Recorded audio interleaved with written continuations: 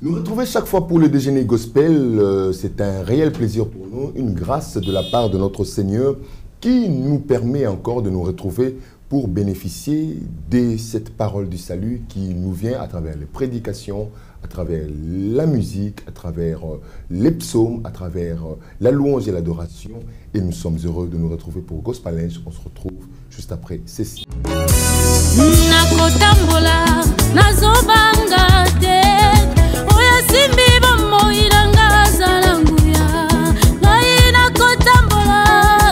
Qu'un jour on pose un album de na sali lelo et Dieu seulement m'a fait grâce. Actuellement j'habite dans l'église des Olé qui s'attend à la crise. Nous avons la responsabilité à bonde là. On a bateau bazo édifier biso. Azana momoi, azana momoi, azana momoi. Yesu azana momoi. Mwana yuko hai, yuko hai.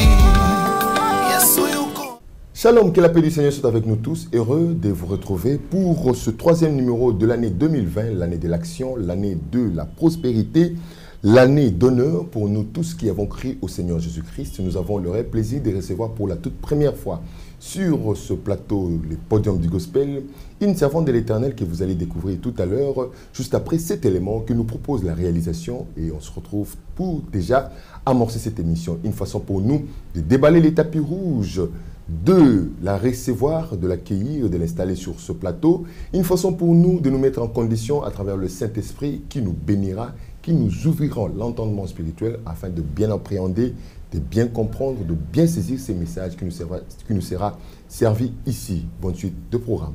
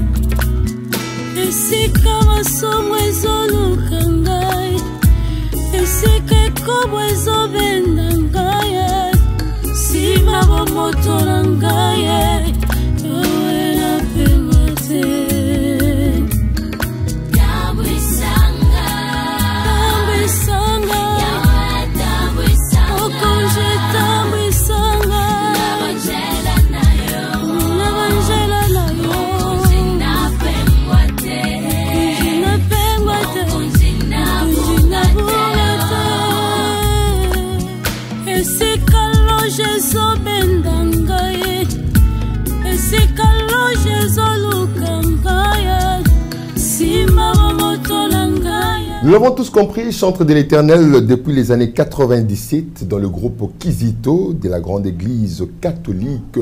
La sœur Patience Sazo, elle est là, elle est notre première invitée de cette année. Quand je parle de première invitée, c'est-à-dire invitée femme.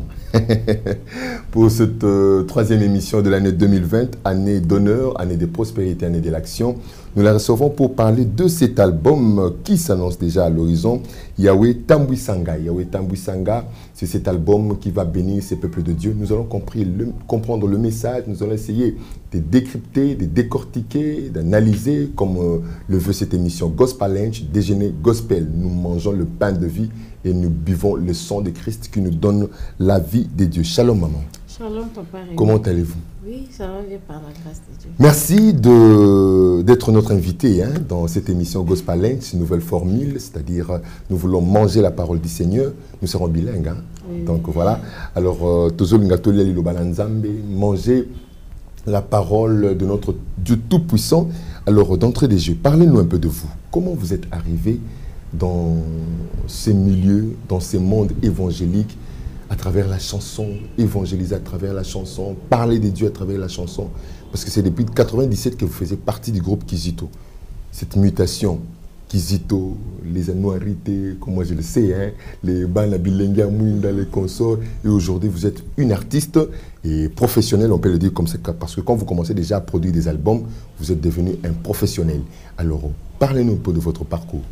Ok, merci beaucoup. Moi, j'ai évolué dans l'église catholique. Nazaki Anouarité, comme on dit, ce sont les frères, les jeunes filles, on les appelait les Anouarités. Oui, les groupes qui sont Anouarités, voilà. J'ai évolué là-bas et quand j'ai reçu l'appel de quitter l'église catholique, en fait, j'avais terminé toute ma formation. Mais tant qu'on a eu appel à quitter l'église catholique, j'ai prié, je disais à Dieu, on a servi parce que là, je me sentais à l'aise. Et le Seigneur m'avait orienté dans une église, place Nazaki, AESC. Là, j'ai évolué dans l'école de dimanche. J'étais monitrice et puis Nazaki dans un groupe d'adoration. Mais arrivé au niveau de l'album, je ne m'y attendais pas. Un jour, l'album et Dieu seulement m'a fait grâce après mon mariage. Donc, on a Bali, on a longué dans l'église, place Nazaki, on a dit papa. Alors, on a beau type déjà dans la carte. Dès un jour comme ça, dans une conviction, on me disait, va au studio. Va au studio. Donc, va au studio. Et insisté presque une semaine. J'ai dit à mon mari, va au studio, tout ça. Bon, je me suis mis à prier. Si c'est réellement toi qui me l'as dit. Le Seigneur m'avait convaincu. Mais je n'étais pas toujours convaincue parce qu'en ce moment-là, j'ai pleuré, je disais, bon, ma vie publique, devant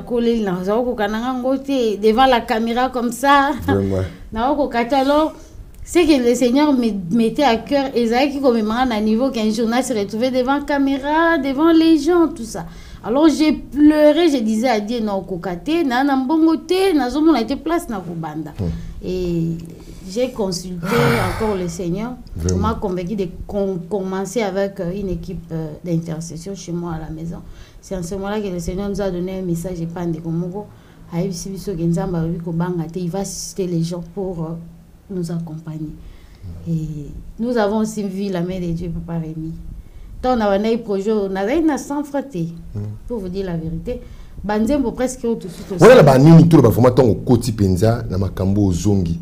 C'est que vraiment na nini. Voilà, na 2017. 2017. Dans un bateau changa à cœur na qui est studio. Donc le lot ça fait 3 ans jour pour jour hein. Ah, oui, 3 ans. Donc le temps qui na banda coup de projet on a banda on a province. Je ne savais pas que toi aussi son lelo na studio à Ndekolitasi.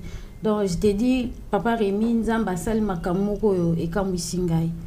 J'ai dit à Dieu, Seigneur, j'ai compris que toi, tu es Dieu.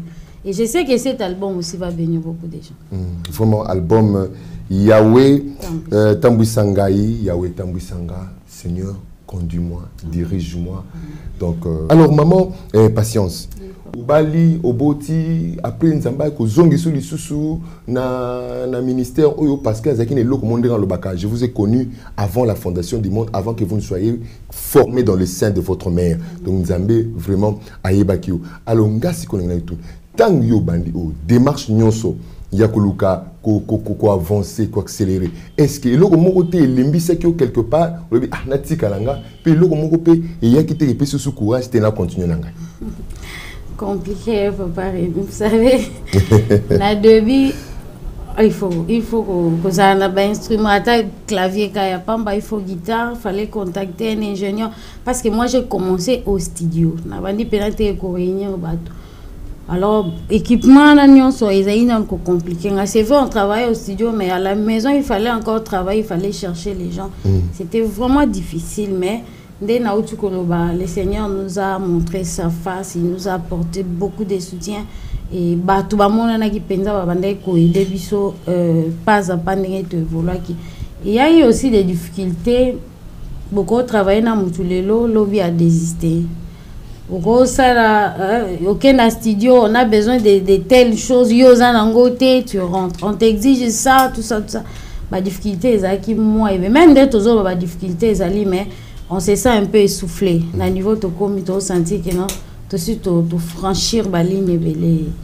Nous sommes très contents avec notre Dieu. Alors, vraiment, Nzamba Zamalam, ce qu'a pessi vision, a ça rappelle provision. Lelo oyo to komina album oyo yawe tambisanga. Mais lorsqu'on a au moins la carte, on a un groupe oyo Chama Musique ne va présenter qu'on a portrait Chama Musique oyo zali côté. Et zali groupe oyo mom to salaki. Papa mta sayela kiyo to côté une église nde boyi bosangani bobo tambole longo. Bon, et ça, lokola tokenda na studio, il fallait qu'on réunir bateau de temps en temps au travail parce que chaque fois que le Seigneur donne des chansons et il vous oriente, faut bon de la na équipe beau salaka disons vos marcher ensemble. Alors on est idée on est à réunir, on a le bateau une équipe d'intercession chez moi à la maison. L'équipe d'intercession on comme les lo Chama Musique. Bien on de Chama Musique. Pour nini kombo na Chama Musique. Chama Musique. Bon, Chama Musique parce que quand on dit Tobenga Nzambe Yahweh Chama, cela veut dire l'Éternel est ici. Et puis surtout le musique, cela veut dire la musique que nous faisons. Dieu seulement, c'est notre Dieu qui est au centre et c'est lui qui coordonne les choses. On Tobenga Chama Musique. Alors maman, réponse dans les pesingai et sengomingi pour na tuna oyo pour na makamu sur au temple lelo oyo église nous autres église un peu secoué par tous ces événements. Yo tambola, Bobati, musicien, boye, ndeko boye, sali boye, pasteur boye, sali boye. Yo le lobby a été Yahweh Chama, Ezali, Nzambe Kati na bino, Nzamba Zali wana, na musala bozo ko sala. Ozali elembo, il y a témoignage, il y a les tatoli, il y a musala ya Yesu Christ na mabele o. Est-ce que tous les gens qui ont été maman patience, et l'autre mon côté, à quoi qu'on bête sabiso libaku, solo penza, tout comme on est Nzamba Zawana na musala so banda ko Papa Rémi. Ma patience, nazo kaope bandegon so bazolanda yo. Ça fait très mal hein. Actuellement, tout le église désolé qui s'attend moko ya crise dans le monde ya ba serviteur dans le monde musical, ça nous fait très mal. Maman patience lobi à côté nandaka Papa Rémi, cela veut dire na ba chanson à édifier qui bat tout le lot qui maman patience à pengui, ça fait très mal, ça fait pleurer, vous savez. Ça fait pleurer. Toza pena na sengote na maram tozo yo kaba. C'est vrai, ngana zata na moni angote. Quand yo ki ndepe maman patience yo ki na yi.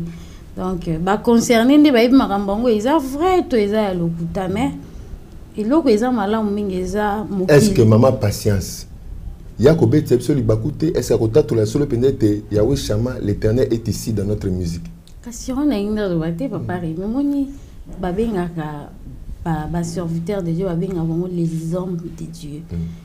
Naturellement, nous sommes des humains. Tous avons des sentiments, tous avons des faiblesses.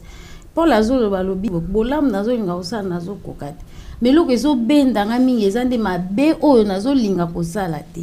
Alors lobby na suka lobby nanya kosunga ngana na ko kangula nga suki Christ. Donc Moussala, ton engagement, vu nos faiblesses, vu les sentiments que nous avons. Alors nous avons la responsabilité de prier, de passer le temps dans la présence de Dieu. C'est là, et puis là, nous sommes ça la ghetto penga le loeza, ce que l'on a la vision zamba bengela kio. Yon zamba ebisio tikalabo. Ba contact musu soupé na vie, na parcours normal comme ça pour ne pas dire parcours chrétien et ko pengu ça rappelle ba. Cela veut dire ozaï na ba vision moko du fait que kanga mina maman patience et ko affecter pe ministère na yo. Cela veut dire chacun de nous est obligé de rester dans la vision onzamba pesa qui. Ça c'est un autre élément mais monde entier ba yeba ke toza ba même si c'est un homme de Dieu. Il n'y a que Christ qui a quitté. Tout homme au hasard mesure les là aux moi si kobota cela veut dire c'était un homme papa Rémi. Christ n'a pas sentiment on était mais biso toi n'a pas sentiment. Moi j'ai 5 enfants. Cela veut dire on a boti on le la marité. J'ai passé par les chemins au bas de la ramoine et n'a pas boti ban. Ça veut dire tous nous avons la chair. Cela veut dire nous le monde tous on a responsabilité à ko bonde là on a bateau bazo édifier biso na ba été qu'un jour na ko ça l'album de na sali lelo et Dieu seulement m'a fait grâce après mon mariage tant on a bali na longwe na église place avec na lundi papa alors na beau type déjà ba na carte soko comme dans le monde public tout est devenu grave ozobanga même kokota na malewa po batunyo so ba omona yo ozobango selo donc vie moko boye et komi kotambola selo ba exigence oyo musala zo sala sengo alors d'où batumso ako sepela no batumso ko sepela no mutumso ko piéger yo mutumso ko ba ka po anika remi amate fona sa e fona kitisa yi muso pa ko kumisa c'est un peu. Merci beaucoup, Maman Patience, c'est vraiment édifiant. Je crois que Bandeko Balandi, toujours moi, Laxima Kassi, je l'ai toujours dit, nous sommes une famille, nous formons le corps de Christ. Donc, ceux qui nous ont dit Beli, parti nous sommes capables. Donc, nous sommes capables. Alors, dites-vous, disons-nous ceci, disons-nous ceci, et que ceux qui posent au monde, si tout le monde peut-être que Bozali, victime d'accusation hein bon moi comme ça ko funda bino boye ba été ils allaient pas sur ça la bande ko na bino wana ndi bazolo baloba pe bon bino pe bande ko oyo bozali ko yoka bo ba été baza bande ko na biso esengi to simbana to se relever des bibles ko ba ceux qui sont forts soutiennent ceux qui sont faibles au mona ko to telemi to tambole longo ti to ke no koma là nous sommes une chaîne nous sommes un maillon nous formons le corps de Christ. C'est ce que Beli, nous s'appelle Nicolo, pour passer aussi Manzoto Mobimba. Donc merci beaucoup Maman Patience. Message de Kangi Makasi Angwana.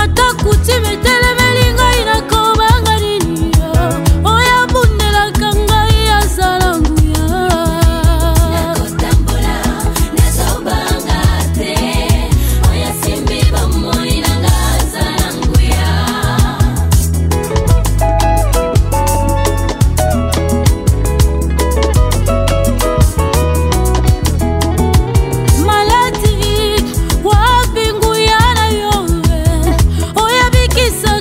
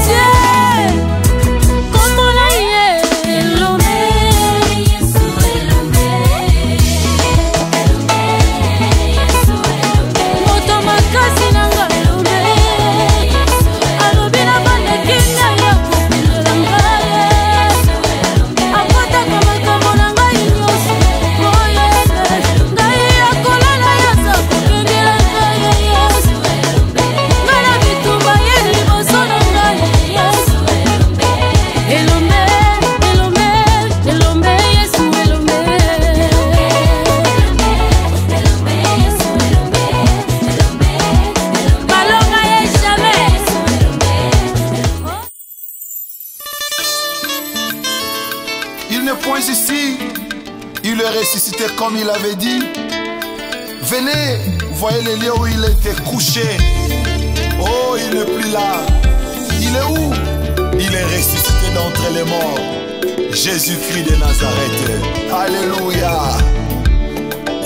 Azana momoi, azana momoi, azana momoi. Yesu azana momoi, azana momoi, azana momoi, azana momoi. Yesu azana momoi. Mwana yuko hai, yuko hai. Yesu yuko hai. Yesu azana momoi. Mwana yuko mwema, yuko mwema, tena mwema sana. Yesu azana momoi. Soki ayo akufa, mekao yanga, zamena enade. Yesu azana momoi. Ata papa kufi, ata mama kufi, kasi Yesu Kristo Yesu azana momoi. Azana momoi, azana momoi, azana momoi. Yesu azana momoi.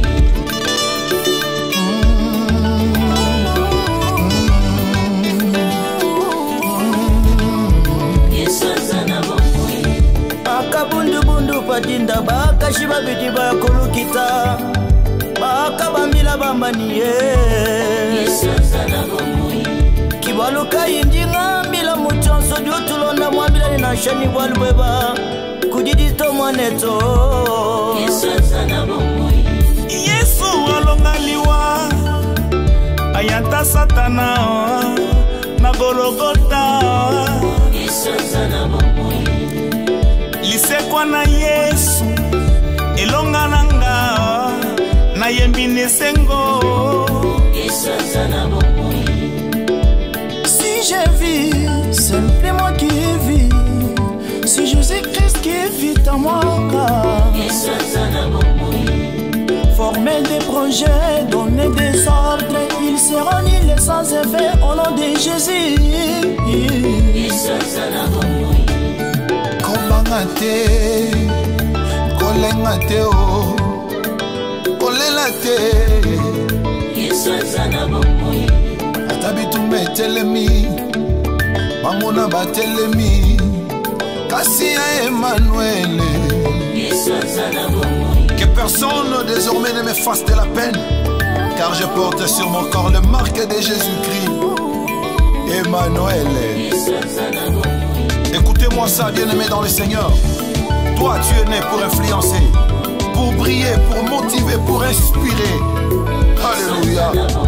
Ta vie ne finira que lorsque le Créateur l'aura décidé.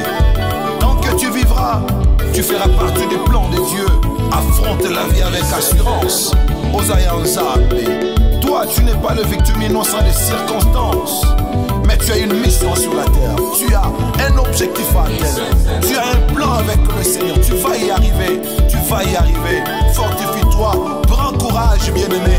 Car la Bible déclare, si l'Éternel Dieu est avec nous, qui sera contre nous? Avec Dieu, nous ferons des exploits et il écrasera nos ennemis. Je n'ai ni peur ni la honte de proclamer le nom de Jésus. Alléluia. Car la patience n'est pas la durée d'attente, mais plutôt l'attitude ou les comportements qu'on a si jamais la promesse tarde d'arriver. Mais la prudence aussi n'est pas la méfiance, mais plutôt le discernement entre ce qui est bien et ce qui est mal. Enfin, la prière n'est pas seulement le fait de fermer les yeux, de parler à l'Éternel ton Dieu, mais c'est la vie de la dépendance à l'Éternel Dieu ton Créateur. Alléluia. Amen.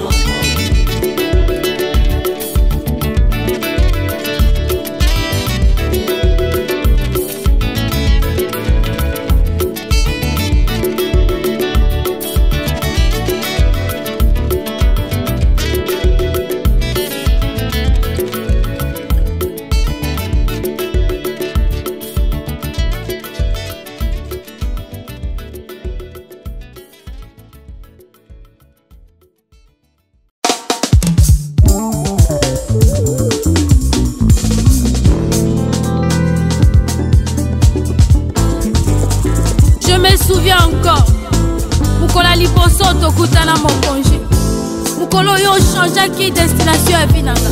Pe mokolo yo changea qui identité nangai. Bolingo ya motema na. Yesu tambwisanga. Pour yangonde vraiment réponse non introduire biso na makamba bon oyo. Et yaki na ndenge ni parce que Yesu sabani ko tambwisa yo pendant kala. Ozala ki na groupe Kizito Anuarit nzamba bengi yo ndeka benga ki Abraham na bengi na mission na sala no boy. Ulongo na kuna na Kizito Anuarit komi na AISC nzamba sali azususu yo abali yo a commission na libana pe oboti pe bana pa bibongonge koki ngangi na sala.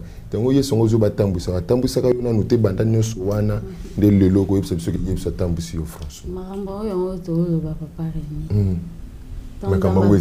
Kasi yango papa, on va payer sur responsabilité. D'un côté, le Seigneur t'expose. Quand il te donne la mission, d'un côté, bon, pour ne pas dire que cela veut dire na bateau balinga ki ba ye ba ote ba to ye bo parce que tu es un messager. Ils ont dit na yo patience soit li pa o kendo tike la bato bazana. Ils sont ya yote comme ko dépendre na moto a pesa ki yo mission. Comme moi la bitinda. Moi la bitinda. Donc toi tu prends tu pars déposer. Alors pour okende na nzela ngo bien zo senga moto atindi yo. Po yenda ebinzelo moni ipen soko lingo ya moni soko kena malweka. Place wana mo libulu ezala. Soko bini boy po comme bien. Il faut virer pour éviter ba embouteillage. Na sens wana to lobike yawe tambwisanga. Bon mokile tondi mabe. Et puis nzemo nazo dédié à mon bana nzambe nyos. Cette chanson na lingango makasi parce que na nzembo wana nazo pendant que le Seigneur me mettait à cœur tant nandimi quand j'ai accepté la mission malobane lazao ko ebisanzambi lokola yo muto yebisinga je veux que tu marches avec moi oyebi ba faiblesse nanga oyebi bolembu nanga et puis yo muto yebi nzela na lingi yo zala liboso ngana za simana tambola na papa na yo na dédié on a bana nzambe nyoso pourquoi tant tozolekisa eza tant moko difficile actuellement ba tumuso po oza musala Monsieur Bazolo, le Basuki ba initié na ba loge, je sais pas.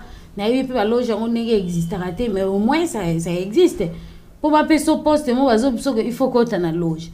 Soko za jeune fille bazo il faut ba checker yo. Vous comprenez? Et beaucoup de choses s'est passé. Alors toza plus na besoin nzambe atambusa biso. Au moment na ba no ba benga minerva mes voisins. Il y a un bon temps anniversaire wazo kabula ba $6,000. Toi tu te dis que bon wana zo zawat. Alors si tu n'es pas fort, au kokota na ba loge parce que le temps est devenu difficile. Alors par là nous avons besoin d'un soutien spirituel. Nous allons soutenir biso na temps de la fin. Que le Seigneur marche avec nous, qu'il puisse nous donner encore beaucoup d'énergie pour que toi affronter la réalité haute. Vraiment merci beaucoup maman patience au bending of Masumakas. Nous devons être conduits par le Seigneur. Vous tous qui croyez que vous êtes fidèles, chrétiens, nés de nouveau, vous êtes obligés de marcher sous la conduite du Saint-Esprit. Album est à combien de titres? Album est à 6 titres. 6 titres. Point de mais ça, j'ai le cas que cet esprit a comment épuisé. Stock est comment épuisé. J'avais cet esprit là. Notre Dieu a source intarissable. Vraiment. Donc, tout ça, il insiste par rapport aux moyens que tout ça qui n'en parce que actuellement l'album c'est de l'argent. Tout ça, il insiste si on a vu qu'il y a un bon sable sur gaz peut-être plus tard, bah on dit mon souci cocota. Mais si c'est coquille dans mon titre Aliboso, Yahweh Tambwisanga, Yami Bale. Nakobanga, Yami Satou. Après, Asimbinga, Ton amour. 6e chanson, Ton amour. On a oublié déjà tout bandela. Yahweh Tambwisanga, Bolingomotema, Nakobanga te. Ton amour. Asimbinga. Bon, Ekoya. Ils ont fiston, Philippe, Guy, Gilbert, Mimi, moi, ouais, ce qu'on a connu, oh, Yari, voilà, Yara, voilà. Alors, maman, n'a pas de titre, n'a pas papa, votre mari, papa Kumbo. Papa Charlie Dundika. Ah, papa Charlie, vraiment, on a senti que la Golinga, maman, casse. Au niveau de titre, je sens que vraiment, il y a un bon équilibre. Dans un bel équilibre dans votre foyer, que Dieu vous bénisse, maman. Donc, c'est que nous avons besoin comme un cassier. Ah, papa, oui. Parce que nous sommes ya otambwisanga soki olingi mutu te okosenge jamais tambwisa o bolingo motema soki olingi mutu te ekobima ndeni nakobanga te c'est que tu es sûr que mutu na na pembeni. Est-ce que ça c'est parce que papa linga o mingi yango comme on connaît tout même en panza? Ah, c'est même pas ça. Oui, actuellement, actuellement, mais Bible qui soit maudit, celui qui met sa confiance dans l'homme. Il y a un moment dans l'élo au côté de l'église, pasteur a peine parce que pour toi, tu prenais le pasteur comme un dieu. Donc, place à ma lame, il y a un peu de monter, mais il n'est pas un Zambie. J'ai une jeune fille, ma maman, ma papa. To mona na mokilio mutakoti nganga zo senga e apesa mwasi na ina vite soso yoka nganga o senga mwasi que non tu dois sacrifier ton mari et moi ça longo vous voulez parler de l'amour, c'est vrai, la vie conjugale, mais en Christ lui-même papa Rémi a kenda mi pesi na croix, vous comprenez ça c'est nul par na vite na ça lango alobité pour na racheter bateau pour na zong ça on a communion na ngai il faut nga mokona kita. Et il est descendu, il a donné sa vie. Et puis, quand vous marchez avec Dieu, jamais vous serez déçu. Voilà, non, le belango, ils ont expérience personnelle. Il y a longtemps, on a interprété, bon, maman Chavani que nous avons interprété, n'a pas si maman Mbote, maman ici, Kazali, Togene, Gosenga, Eza, parti Moro Yanzembo, Yemba, Bisotozito, Tomeki, quoi, maman Micheline Chavani. Et ça, on a interprété qu'elle j'étais encore jeune fille. Et tant on a comment il fait après l'album de notre conviction au Tchaya mona kati. Là nous voulons montrer ce que l'amour peut faire dans la vie de quelqu'un. Toyoka na mokili balobi ke mutana ninga zana comment soka qui voit chérie na ya kosa ni tom il peut réagir tout ça dès toyoka ka. Maintenant ndé na monate. Et il a pété. Merci beaucoup. Mais bolingo yesu ezandeni. Lelo mama patience aza muyibi. Batu nyonso bazobanga ko bombisa mbongo pananga. Tout le monde a peur. Ou bien je suis sorcière quelque chose du genre. Batu babi que non.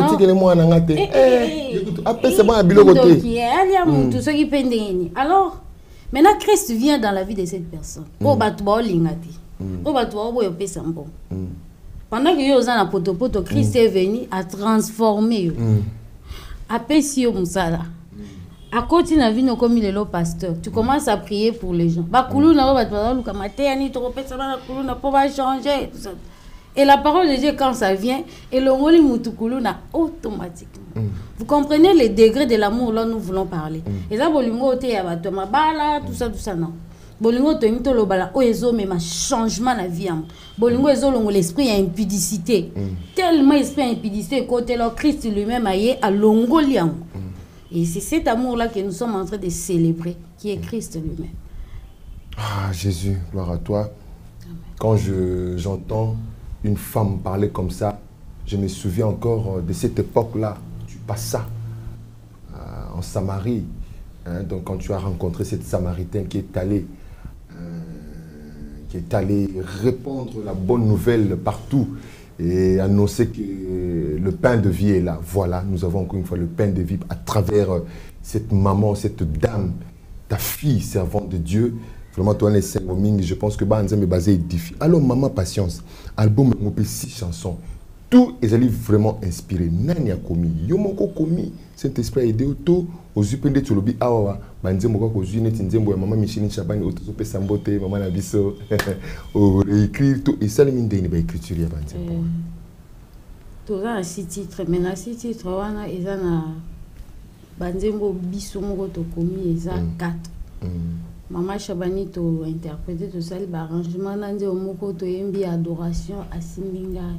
Je veux demeurer là où tu es, demeurer dans ta présence. Donc nous voulons seulement montrer moni moto yo pesi bolingo moto yo lingi donc pour ça zaka ozalane chaque jour. Parce que quand tu es avec Dieu, vous avez exonéré la fiscalité de baloba ou bien épargner na ba danger, ba tentation parce que tu es dans sa présence.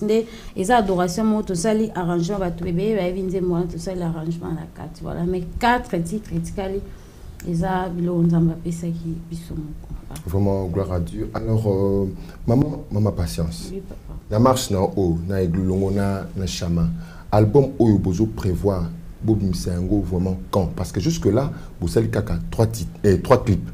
Et tu as sur les 6, 3 moussus. Parce qu'il faut bosser là, on peut pas clip. L'album, ils ont une phase de promotion, vous avez la partie par là pour nous sensibiliser, parce que c'est comment le programme. Tous a vraiment la difficulté ma casse pour tout bimsa album rouge. Tous a la difficulté ma casse. Na profité bien à lancer message dans des connaissances au senti qui nous a tout même si tu n'es pas producteur. Mais oui, qui peut savoir une idée, aux ana distributeur, quelqu'un comme ça, tu peux nous mettre en contact au Bengi Bisso na 089 652 17 17. 089 652 17 17. Mais programme, il y a album, il y a Oetambisanga. Ce qui nous a massali Bisso Ngolo, Toko Kobimsango, déjà en Afrique, support et cause. Pour que belé, Babenga Bisso, Tozo, Lukanzembo, Bato, Autala, na télé, na radio. Tous en a supporté. Si vous avez besoin, au côté de la chaîne sur YouTube, vous pouvez maman patience, ça vous écoute un clip pour nous télécharger. Mais en avril, tous vous pouvez bino DVD, na CD par la grâce de Dieu. Ouais, vraiment, donc il faut qu'on soutenir, il faut qu'on appuyer, qu'on accompagner. Moussala, il y a l'évangile Ndenge Balobaka. L'évangile est gratuite, mais l'évangélisation, l'évangile est gratuit. Mais l'évangélisation n'est pas gratuite. Pas gratuite, il faut le savoir. L'évangélisation, je l'ai toujours dit, ce sont tous ces mécanismes, toutes les techniques qu'on applique pour porter l'évangile et l'amener aux extrémités de la terre. Quand je parle des extrémités, parce qu'il y en a beaucoup. C'est quoi qui les suit, qui est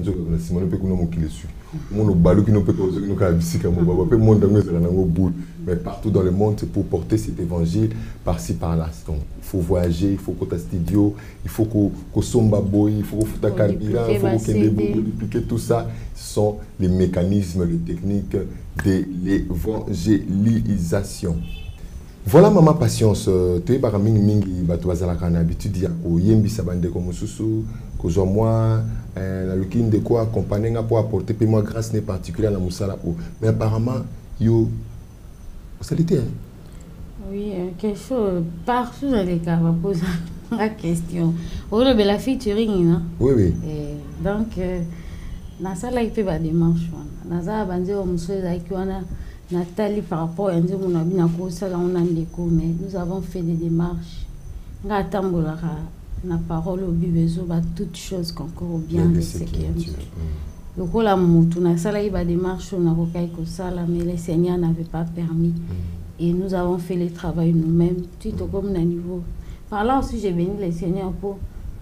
On a évité de mais featuring est bien, mais pour mouta bima, les pour na bimate, mais pour toucher le cœur, message qui est des acas featuring, les a des ambassades makamune, pour na gosa featuring, les lonas de quoi ça liboso na. Bon, ce qui 2 jours après, n'a aucun des vraiment comme celui-là. Vous comprenez donc. Il faut comprendre qu'à la fin, Dieu seul, il sait comment il dirige les choses. Alors on ne peut pas forcer. Et puis, on ne peut pas faire ce que tout le monde fait. Moi, je voulais faire ce que tout le monde faisait, mais le Seigneur avait fait. Voilà. Il faut gloire à Dieu. Alors, pour l'instant, maman patience, c'est vrai, aux Anakati, église Songolo, aux Zoyem. Église ni? Église Crisco. Les Amapi. Na Songolo.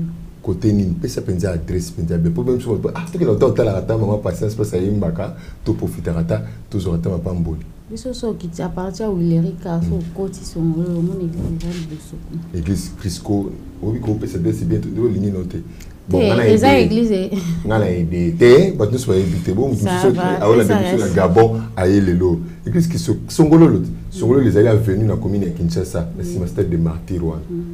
Et moi, on a dit, ceux qui étaient dans les rues de Radical, le stade de Martyrs, qui parlait du peuple, qui dit maman et Mokuna, et qui dit Ngiringi, les communes à rond-point à réconciliation. Oui, là, entre les affaires, je vais dire qu'il y a aucun liboso, au moment où l'église Crisco est liboso, et pas wapi. Alors, la répétition, au Salaka wapi. Tu répètes, on a 12e rélimité. Tout ça, on travaille chaque dimanche de 14h à 18h. Vous permettez un peu de Tubaya?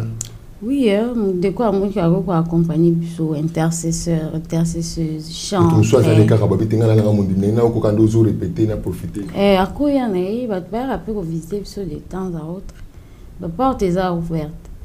Pour na battre, tu vas instrument. bande ko ingi ba soutenir biso na prière yango tolo ko zate mama patience apengwa po banda ko saila nga ba publicité ko pengwa na ngai mais ce que fuka makozo sambela po na nga, vous comprenez. Donc eloko ani ko komate, donc tout ça vraiment a besoin ya ba. Amen, amen. Mama patience ko koya ta pengwa te nzamba zali wana. Le juste peut tomber cette fois, mais l'Éternel le relèvera toujours. Amen. Donc nous espérons toujours à la grâce du Seigneur, mais et le but est que ceux qui ont bongo, tout que ça la masumo onanko pour tout justifier nzambe. Tout ça la bisuka masumo. Donc les sumo, et ça la muninga la bisoté. Vraiment tout ça l'effort y a tout qui n'a toujours na bolam, tout éviter paix. Hein, ba biloko ba comment passer c'est le que loko moko ma casque, ba contact mususu et ko longoliso la vision nzambe. Contact mususu et ko longoliso na appel ya nzambe. Yo kanisi ça bénéfique pour na yo. Il faut t'en séparer, comme Abraham la Lot. Hein?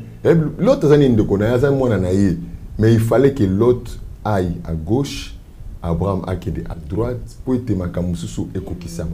Tant que kambo koma ki pa ya l'autre, qu'on a placé à Djela pour naki, mon Abraham a tindaki, moi je l'anzamba qui n'a pas kobi kisaï. Pour dire que avec toujours dans ma kanisa famille, mais tant que on a la vision, le kanzambe, faut que tu batte la kayango, que tu la nani nazo sa anaye, nani nazo fanda naye. Hein, vraiment, Isa, malami. Maman, patience, tout ça qui est na souka, na côté. Félicitations pour le clip. Déjà, bandeko o balandi, clip à liboso, na clip à mi balé balandi. Maman, vraiment, solide. Maman, aligné moussana. Alors, nende, elles ont inspiré yo pour la moussa. Au Kenya, pour le bon thé, bandeko na visu exploit, bossa la ngaka clip, madame. Et je salue comme ça, le frère Christian Litassi, mon frère. Que Dieu te bénisse. Je ne t'ai jamais oublié, mon yebi, de tout cela. Les réseaux sociaux, vraiment, moussa au Saint-Limer, vraiment, Zamba Pambo, ciel pro. Alors, maman, n'a loba.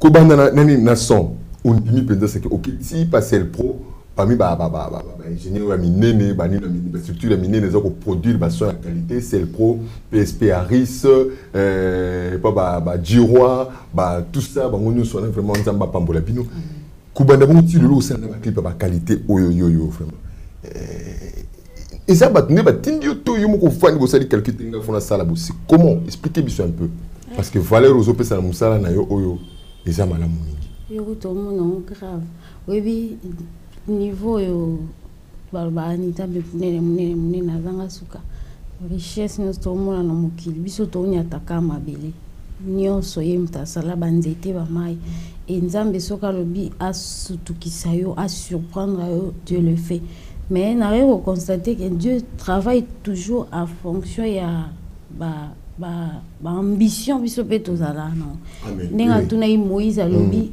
ozana nini na maboko comprenez. Moïse azaki na bâton na yango penzambe a utiliser. Donc quand tu es avec Dieu, yo faut ça les gens otala nzambe munene. Tala les gens nzamba za munene comme ça yes quoi refungwa. Mais so otala nzambe mukelo nzamba ko ça mais ça au sala te na lobi bon fo nani. Nous avons un bureau, on n'a pas assez de moyens. Toi, on a tout un bureau, tout ça, la conception et la clip. Dès la semaine prochaine, toi, on a tournage à 4e clip. Ça veut dire, tu as eu 2 semaines, 3 semaines à concevoir clip. Donc, il faut tout, il faut scénario, tout ça. Il y a un monde à peser, tout ça, comme on a un niveau, là, maintenant, nous faisons notre comité. Vraiment, vraiment, parce que la qualité, il y a un résultat à travail, on peut dire que non. C'est quelqu'un qui aime son travail, qui aime passionnément son travail. Donc voilà, maman, patience. Tout comme Nasuka, tout le bas avant de clôturer, na contact. Parce qu'il faut rappeler, hein, tout un exercice, moi, tout ça, là, awa. Caméra, les bossons, les autres, là, yo, bande ko baza ko là, yo, tout ça, ko landa yo, tout le monde te pèse yo. 2 minutes, mon robot. Message au Yahweh Tambu Sanga. Te yango loko l'évangéliste. Pesango ndeko moko aza déjà na kata Kristo. Ndisaba na ko baka na Yesu. Ndeko musoza na Kristo alembi abia na makambo na compagnie te. Mais mususu pe kuta ta Kristo te. Trois catégories ya bato wana mama bavandi wana bazotala yo yebisa bango lilo. OK, depuis sino bino mbote sika buzolanda biso. Ya wetambisanga nazo de dienze mbwana na bino bato za na hôpital, oza na prison, ndeko moko abengenga lobi dans la prison parce qu'il y a un pasteur à Kanisinga. Bon, on a vu qu'il abenganga il y a je crois une année ayebisinga obi na bandai kolanda nzembo na leli na yebisi nzambe je dois faire quoi. J'étais obligée à kolimbisa ndekwana juste pour ayoka ki nzembo. Alors yo mto passé ba temps difficile. Ozana problème à loyer. Bana bazali banda moi si azaye ozana problème il y a un paiement salaire. Ozana problème dollar réseau dérangé, ozana problème songolo pakala. Ozobo tate ozana difficulté. Yebisa nzambe marche avec moi. Même si tu veux aller voir le médecin, le nzambe tamwisanga. Pour okutana médecin mususu a compliqué encore situation. Alors tozan a besoin nzambe pour que atambola na biso. Aujourd'hui tant tozole qui c'est tant difficile. Nous sommes déjà au temps de la fin. Comme nous sommes au temps de la fin, Satan azoluka ba piste de solution, azoluka ba moyen ya ko sala pour que a déranger foi na biso. Alors tozan a besoin nzambe azala libosto na décision nya sokozala. Toyembi place moto lobi. Esika mokile zobendangai.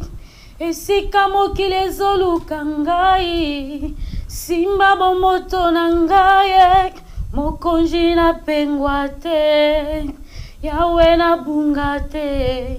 Tambwisanga. Esika ba proposer logia ya kumikate. Ozana musala ba proposer poste balobi pesa soki nini ne donne pas. S'il faut que nanda kukende topengwate parce que le royaume des cieux nde yango eza vie obiso tokolekisa l'éternité en éternité. Voilà. Merci beaucoup Maman Patience Tokomina Souka. Je pense que bozui lilobawana yawe tambwisanga ato zana ato limbi atana no yeba ete kitana sebela nzamboza wapi lumière moko yawa akotinda tamusane ndenga tindi na minute oyo ovandi place ovandi wana na minute atindi musali na ye mwana na ye Maman Patience Sazo po akoyebisa ete tango na yo ekoki yope kolimbate kobakaka simba tia molenda lobi nzambe so apesi o vision a tambu so yemo ka yebi kolemba to batezo simba te o comprendre te atuni ozana nini na maboko. Est-ce que yo so présentant nzambe projet na omo o kangami na yango ma patience a témoin puis comme mo tozali nzambe ana ndenge na tamusama. Est-ce que yo so tia molende na yo poza ko koba ko kasate ndenge ozo kende wana et c'est kokité yesu na zongité c'est la keba satan babi il rôde comme un lion rugissant cherchant qui dévorer. Tia molende yi kampiko te kondima na yo ekoyate ba o pe ba koi to simba bango to telemisa bango to kende vraiment liboso. Alors Maman Patience to singa to pesa numéro de contact pour na bande ko nyoso baza kolanda yo ba ete so baza na besoin kota na contact na yo au PCP adresse ya groupe Chama ministère ou bien il y a déjà tout ministère Chama parce que les ministères il y a le yembo ils ont service beau sala pour na nkolo pe na suka baba mbote ndenge zala kaka talaka tozana nkana e bandela ne moi le pas wayo. Merci beaucoup. Contact na biso ya liboso tozana 09 misatu 63 29 76 039 donc 999 63 29 76. Tous appelez le numéro et contact nous tous en 089 652 17 17 089 652 17 17. Tous en la page Facebook na biso ezali Patience Dundi Kasazo betika Patience Dundi Kasazo ba information na biso ebele eza kuna o aimer page puis o partager. Si vous avez besoin de banzembo uti kolanda awa na ozana la besoin ngoza na ngona ndata na téléphone okokota na YouTube obeti Patience Sazo okomona banzembo la biso eza na okoko téléchargement eza nango gratuit oko télécharger na yo oyo kakapo et koki ko édifier pe. Merci beaucoup. Na pesa mbote merci papa Rémi na pesa mbote mingi na maman accompagné kinga na kinga mbote na kina maman Shirley Mabwila nzambe maman Pambola parce que elle est là toujours pour nous accompagner et le mona papa Sami Mabwila qui est notre coordonnateur na pesa mbote na mobile nanga papa Charlie Dundi Kesika Zali ainsi que ma mère parce que na ya na bébé maman na nganda tikali na mwana kuna Zama Pambolo mingi maman abakiselo mikolo ebele mbote na famille Sazo Mumba famille Dundika ainsi que la famille Dengue na bosani te bandeko ya chambre ya musique bao bazosoutenir mosala bao tozotravaille na bango na mosala oyo nzambe apesa bino makasi apesa biso na bino esengo nzambe asepelisa biso apakisela biso oyo tozozanga pour que tocontinue kosalela ye mbote mpe na bandeko nyonso balandi biso. Merci beaucoup à vous tous qui nous avez suivis. De partout vous retrouvez. Que la paix du Seigneur soit avec nous tous. Merci à l'équipe technique qui nous a soutenus pour le succès de cette émission. Merci à M3+ Agency qui met à notre disposition les moyens matériels, techniques, son studio, tous les cadres, toute l'équipe technique avec Connexion Plus 243 qui assure aussi la promotion de ce programme Gospel Lunch. Merci beaucoup à Digital Congo Télévision pour la confiance qu'il nécessite de manifester à notre égard. Plus de 15 ans d'exercice dans ce métier à la radio et à la télévision. On est là ensemble. Merci beaucoup à la haute hiérarchie de Digital Congo. Merci beaucoup à Blaise Indantolé, Papi Boaboui, Papa Gaston Lubangui. Merci à toute la famille, Raoul Kabondo. Et j'ai dit merci beaucoup aussi à l'équipe qui coordonne cette production. Merci beaucoup à toi Bob Amissi, Elika Business, Bob Amissi, l'Abraham congolais. Merci beaucoup à mon pasteur, prophète Émile Moufuta. Merci beaucoup à Joseph Kalonji, Kaba, Djekaka Ministries et l'église Nouvelle Alliance avec Dieu. Merci beaucoup à la boutique qui nous habille, FGBM Tendance, filles et garçons de bonne manière. Merci beaucoup à toi, celle qui a cru et qui continue de croire. Mamana Yari Forlo, Djemka Forever, Djikaka, Djilor. On se retrouve prochainement avec un réel et le même plaisir. Portez-vous bien. Au revoir.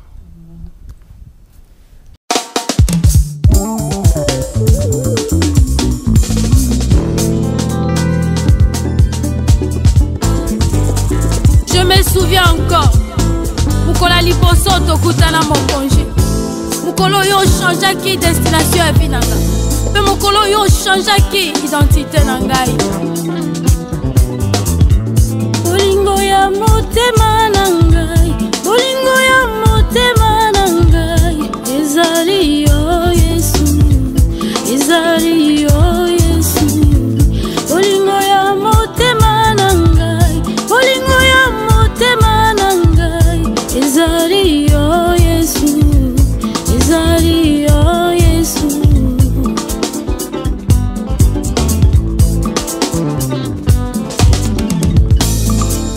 Kolala yo zako kengele ngana pongi yo zako batela ngai o mokonda lolenge nini aboy kolala kengela mosali bolingo Yesu bolingo Yesu bolingo ya motema nangai bolingo ya motema nangai ezali yo Yesu ezali yo Yesu.